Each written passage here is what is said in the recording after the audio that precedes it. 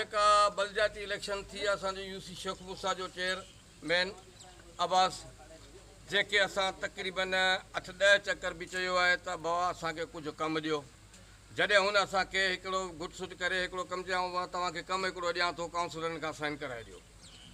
11 लख रुपया उन जा गॾु कया। 11 लख रुपए में तक़रीबन 400-500 घर, 400-500 फुट हिकिड़ी साइड खां आहे, 600-700 फुट ॿी साइड खां आहे। इहो 11 लख रुपया ऐं सभिनि जी बजट बंदि करे तव्हांखे ॾियां थो।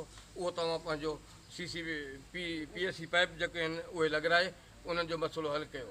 जॾहिं उहो असां खोटाई करे जॾहिं लॻायोसीं, सॼी खोटाई करे जॾहिं लॻायोसीं, जेॾीमहिल आया त चइबो आहे हीअं आहे हीअं, उहा ॿुधायो त उहा स्कीम चेयरमैन साहिबु केॾांहुं कई आहे।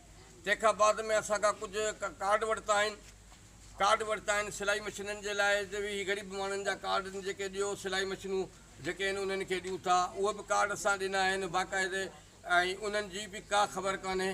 ऐं हिन मौजूदा गवर्नमेंट जेका ही यूसी शेख मूसा जी आहे उन में असां वटि तरक़ियाती कमु को बि न थियो आहे।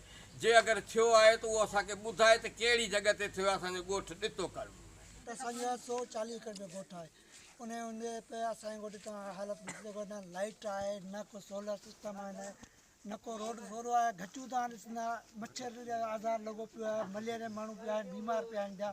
ऐं अस्पताल आहे जेका असांजी उते डिलीवरी हर शइ थी न, एम्बुलेंस में छा आहे, ख़ुदा कुझु रहम करियो, ईअं न करियो। असांजो वॾो ॻोठु असांजे ॻोठ जेको सिवरेज निज़ाम आहे, जेको जीअं पंहिंजो गटर लाइन आहे, उहो मुकमल तौर ते आहे कोन। बरसातूं पवनि थियूं, माण्हुनि जा घर ॿुॾी था वञनि, माण्हुनि जा घर ढही था वञनि, जेको आहे सो माण्हू परेशान थी था वञनि। ऐं रोडनि रस्तनि जेका हालत आहे, जेका सूरत हाल आहे, मुकमल तौर ते टुटी चुका आहिनि। ऐं जेको असांजे खॾूं जेके आहिनि तव्हां ॾिसो मुकमल तौर ते भरिजी चुका आहिनि। उन में बीमारियूं जेके वबा जेका फुटी आहे, माण्हुनि खे डायरिया, मलेरिया, उल्टियूं, बुखार थी वियूं आहिनि।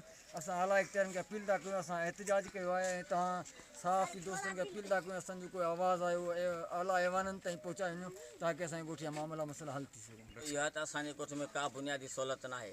असीं तमामु घणा परेशान आहियूं।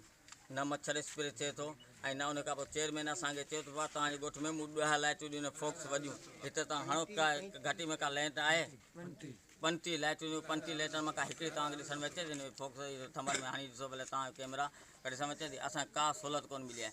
यूसी जे तरफ़ां असांखे का बि सहूलियत, को फंड कोन मिलियो आहे। कंहिं ग़रीब खे नलको अञा ताईं कोन मिलियो आहे। मूं चयो सरकारी अस्पताल में हिकिड़ो असांखे नलको ॾियो, पाणी माण्हू ग़रीब पीअनि। सरकारी अस्पताल में नलको असांखे कोन मिलियो, मिनतूं करे करे थकी पिया, अञा ताईं कोन मिलियो आहे।